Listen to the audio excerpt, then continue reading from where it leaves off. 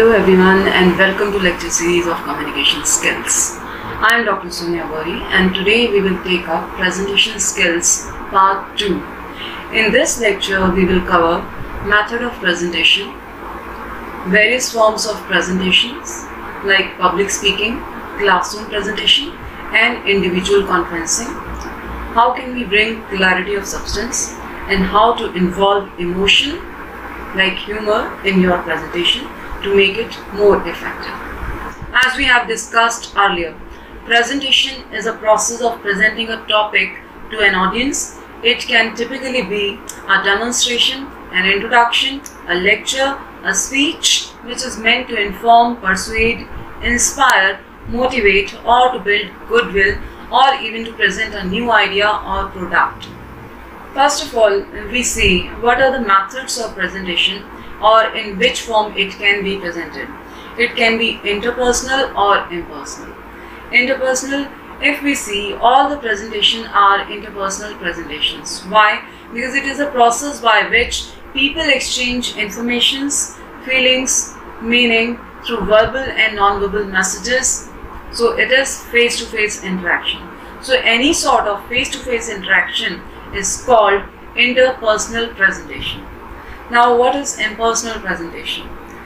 Impersonal presentation is based specifically on assigned role such as communication between a sales representative and a potential customer. The manner of communication is formal, superficial, covering topic necessary to instigate a sale or similar transaction. Both types of presentation can be individual or group as a need may be. Now let us see what is public speaking. Public speaking occurs when you give a speech in front of live audience. Methods and techniques of public speaking involves few things, as first of all you should care only about your topic. Number 2, you must remember the purpose for which you are speaking. Number 3, all the points you are presenting must support the main idea. Number 4, you must try to introduce all the points in the form of a story because people used to remember story. You must use your presentation tools wisely as involving visual aids, any kind of props or video clip in your presentation so that it can make your presentation effective. You must practice your speech beforehand. You must dress comfortably but formally and professionally. You must not worry about mistakes and you must arrange your pace accordingly. Now let us see another form of presentation, that is classroom presentation.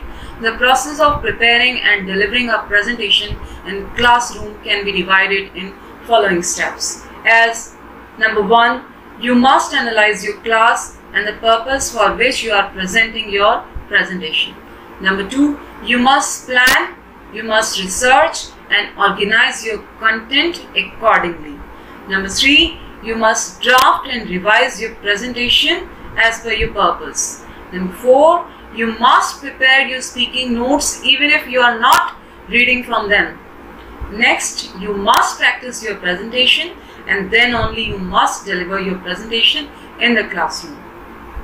Now let us see one more type of presentation, that is individual conference. Individual conference are designed to help students to explore their goals and aspirations as well as the reason that they have not achieved or underachieved in the school.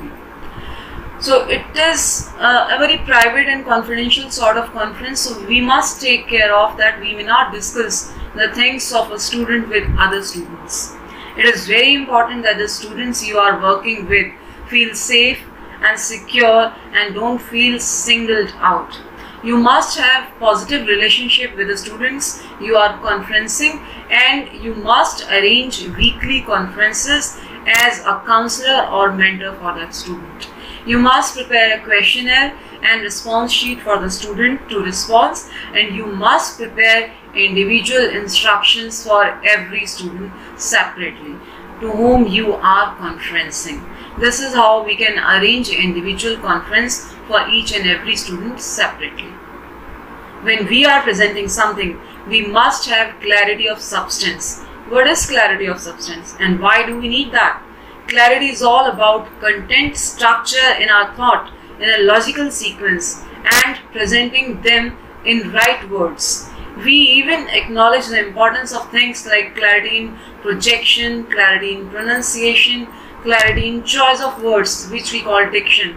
Clarity is essential when it comes to public speaking because your audience must be able to understand what you are saying. If your audience does not understand your delivery, then your speech is worthless, it is not effective at all. So you must have clarity of substance before you are presenting anything.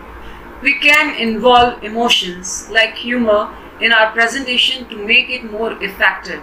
As we have seen earlier, that interjections are the strongest medium of making your presentation more effective. And the best way to use emotions in your presentation is through the things that spark emotions, that create excitement, and that anticipate the participation of audience in your presentation. You can make your audience feel connected to you. When used properly, humor is a powerful tool of any speaker and it can have tremendous benefit. It creates a bond between presenter and audience. It energizes people and keep them engaged in presentation. It can provide emotional relief to the audience. It can help audience remember your points. It leaves the audience with good impression about the speaker. This is how, if we involve emotions in our presentation, we can make it more effective and fruitful. I have used these web links for making this video. Thank you for watching.